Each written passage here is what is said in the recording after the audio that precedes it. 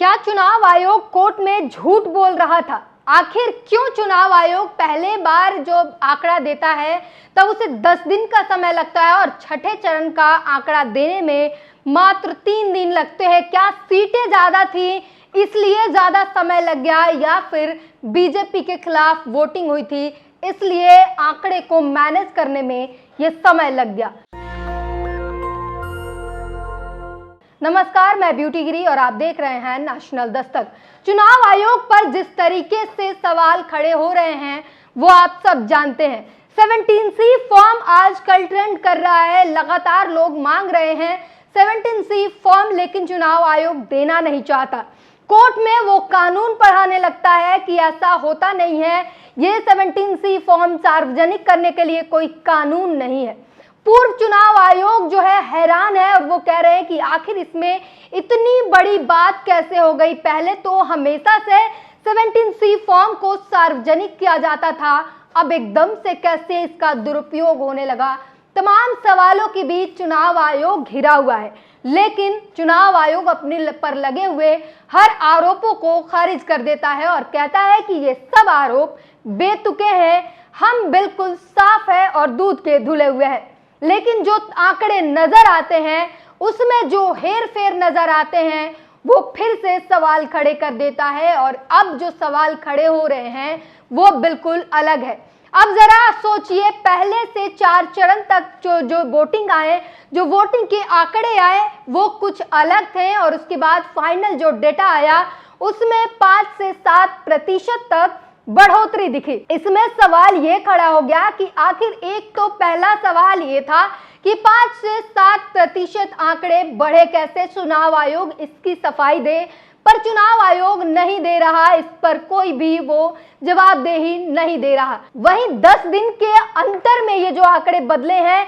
ये 10 दिन का समय क्यों लगा? वहीं छठे चरण में जब चुनाव आयोग कोर्ट में सीधे सीधे ये कह रहा था कि ऐसा कोई कानून नहीं है कि हम आंकड़े सार्वजनिक करें, हमें समय लगता है, हमारे पास पेन ड्राइव और जैसे कि एसबीआई ने जो दलीलें दी थी, आपको याद होगा किस तरीके से एसबीआई कह रहा था कि हमारे पास साधन नहीं है, हम जो है ये आंकड़े रातों रात नहीं दे सकते। जैसा कि आपको याद है इलेक्टोरल बॉन्ड वाला मामला, जिसमें एसबीआई किस तरीके से महीनों का समय मांग रहा था, वो चुनाव के रिजल्ट के बाद वो मांग रहा था समय जब वो आंकड़ा दे सके। लेकिन जब सुप्रीम कोर्ट ने डंडा दिखाया तो उसके तुरंत बाद रातों रात एसबीआई ने सारे आंकड़े निकाल कर दे दिया, और ऐसा ही दलील चुनाव आयोग भी दे रहा था कि हमारे पास ऐसा साधन नहीं है, ऐसा कोई कानून नहीं है, हमारे आंकड़ों का दुरुपयोग हो जाएगा, ब्ला ब्ला ब्ला, अलग तरीके के खूब दलील दिए गए। लेकिन छठे चरण के चुनाव के बाद रात को 11 बजे जो आंकड़े दिए चुनाव आयोग ने, उसमें साफ लिखा था कि 59% मतदान हुए हैं। दूसरे दिन न्यूज़पेपर में पता चला कि 61% मतदान हुए हैं, और उसके बाद जरा सोचिए क्या हुआ होगा। 72 घंटों के अंदर चुनाव आयोग आंकड़ा देता है, फाइनल डेटा देता है, 17C फॉर्म को जारी करता है और उसमें पूरे ब्यौरे के साथ बताता है कि ये जो वोटिंग हुई है 63.37% वोटिंग हुई है टोटल। फिर से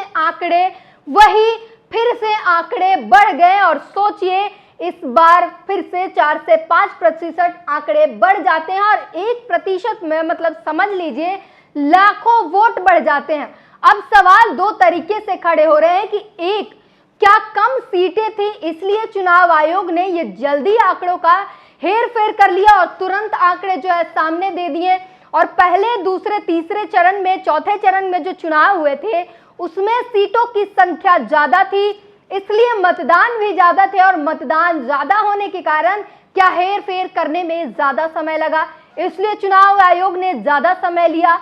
इस बार कम सीटों पर था इसलिए चुनाव आयोग को समय कम लगा। क्या बीजेपी के खिलाफ में पूरी वोटिंग हुई थी जिसको मैनेज करते करते समय लग गया, 10 दिन का चुनाव आयोग ने समय ले लिया? आखिर वजह क्या है? चुनाव आयोग जब दे सकता है आंकड़ा 2-3-72 घंटों के अंदर, जब चुनाव आयोग ये आंकड़े दे सकता है, तो फिर कोर्ट में चुनाव आयोग क्यों रो रहा था, क्यों दलीलें दे रहा था कि हम ये आंकड़े नहीं दे सकते, दुरुपयोग हो सकता है? आखिर चुनाव आयोग करना क्या चाहता है?